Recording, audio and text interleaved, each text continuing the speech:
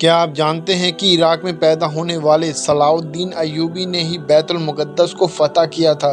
صلاح الدین ایوبی نے ہی دنیا کی سب سے آدھونک سلطنت کی بنیاد رکھی تھی۔ ان کے ذریعے استھاپت کی گئی ایوبی سلطنت نے 100 سالوں تک آدھی دنیا پر راج کیا۔ اس سلطنت کی سرحدیں مصر سے لے کر سیریا، ترکی، یمن، حجاز اور افریقہ تک پھیلی ہوئی تھیں۔ صلاح الدین ایوبی دنیا کا پہلا حکمران تھا جس نے سب سے زیادہ اسپتالوں اور اسکولوں کا نرمان کروایا۔ ان کے ذریعے بنائے گئے اسپتالوں میں دنیا کے سب سے بہترین ڈاکٹر کام کرتے تھے۔ آپ کو یہ جان کر شاید حیرانی ہوگی کہ دنیا کا پہلا شکشا بجٹ صلاح الدین ایوبی نے ہی پیش کیا تھا۔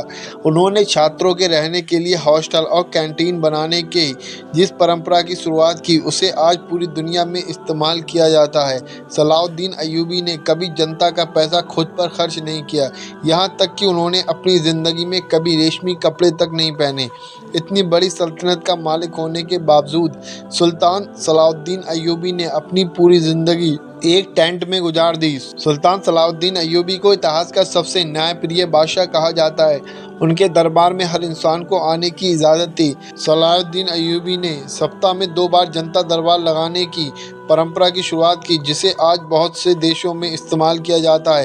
صلاح الدین ایوبی کی انصاف پسندی کا یہ عالم تھا کہ یہودی اور عیسائی بھی اپنے فیصلوں کے لیے ان کے دربار میں آتے تھے۔ سلطان صلاح الدین ایوبی کے دور میں مصر دنیا کا سب سے امیر شہروں میں سے ایک شہر تھا۔ ان کی حکومت میں قاہرہ اور دمشق کے اسپتالوں میں دنیا بھر کے لوگ علاج کے لیے آتے تھے۔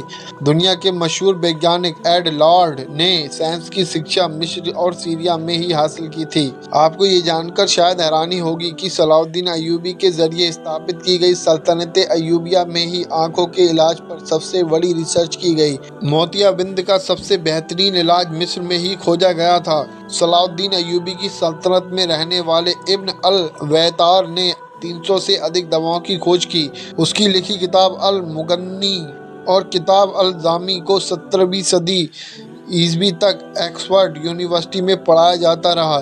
آپ کو یہ جان کر شاید حیرانی ہوگی کہ صلاح الدین ایوبی مصر اور سیریا کے پہلے سلطان تھے۔ انہیں اسلام کا آگھوشت خلیفہ بھی کہا جاتا تھا۔ بہت کم لوگ جانتے ہیں کہ صلاح الدین ایوبی نے ہی بیت المقدس کو فتح کیا تھا۔ انہوں نے ہی 1187 عیسوی میں صلیبیوں کو شکست دے کر مسجد اقصی کو آزاد کروایا۔ صلاح الدین ایوبی نے مسجد اقصی کو فتح کرنے کے لیے 16 جنگیں لڑیں۔ وہ ہر جنگ میں ایک محراب اپنے ساتھ رکھتے تھے تاکہ جب بیت المقدس فتح ہو تو اس محراب کو اپنے ہاتھوں سے مسجد اقصی میں لگا سکیں۔ 1187 عیسوی میں جب انہوں نے بیت المقدس کو فتح کیا تو یہ محراب ان کے ہاتھوں ہی مسجد اقصی میں استھاپت ہوا۔ آدھی دنیا پر حکومت کرنے والے سلطان صلاح الدین ایوبی کے پاس اتنا بھی پیسہ نہیں تھا کہ وہ زکوٰۃ ادا کر سکیں۔ وہ اپنی ساری دولت غریبوں اور مسکینوں پر خرچ کر دیتے تھے۔ یہی وجہ ہے کہ صلاح الدین ایوبی کبھی حج نہیں کر سکے، کیونکہ اسلام میں اپنے خود کے پیسے سے ہی حج کیا جا سکتا ہے۔ صلاح الدین ایوبی نے دنیا کی سب سے خطرناک جنگیں لڑیں۔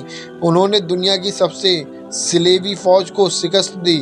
اس فوج کی طاقت کا اندازہ اس بات سے لگایا جا سکتا ہے کہ اس میں دنیا بھر کے 6 لاکھ عیسائی شامل تھے، یہاں تک کہ یہودیوں کا ایک بڑا گروہ بھی صلیبیوں کی مدد کر رہا تھا۔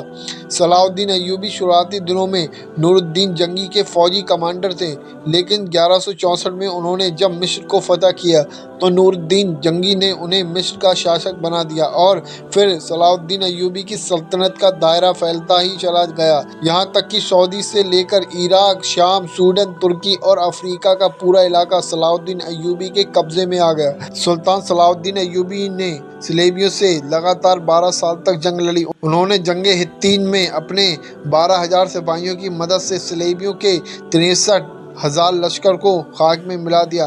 صلاح الدین کی انصاف پسندی کے دشمن بھی قائل تھے۔ انہوں نے بیت المقدس کو فتح کرتے ہی عیسائیوں اور یہودیوں کی معافی کا اعلان کر دیا۔ انہوں نے عیسائیوں کو نہ صرف بیت المقدس کی زیارت کی اجازت دی بلکہ ان کے لیے کھانے پینے کے और रहने का इंतजाम किया। सलाहुद्दीन अय्यूबी के इस अखलाक से यहूदी और ईसाई इतना प्रभावित हुए कि उन्होंने इस्लाम कबूल कर लिया। सलाहुद्दीन अय्यूबी के होते हुए किसी में मुसलमानों की तरफ आग उठाने की हिम्मत न थी। यरूशलेम के बादशाह के भाई ने जब मुस्लिम हाजियों के काफिलों को लूटा तो सुल्तान सलाहुद्दीन अय्यूबी ने सरेआम उसका कत्ल कर दिया। सलाहुद्दीन अय्यूबी के जरिए आज़ाद करवाए गए बैतुल मुक़द्दस पर मुसलमानों ने 750 साल हुकूमत की, लेकिन 1948 में अमेरिका, ब्रिटेन और फ्रांस ने मिलकर फ़िलिस्तीन में एक यहूदी देश इज़राइल की स्थापना कर दी और बैतुल मुक़द्दस के आधे हिस्से पर यहूदियों ने कब्जा कर लिया।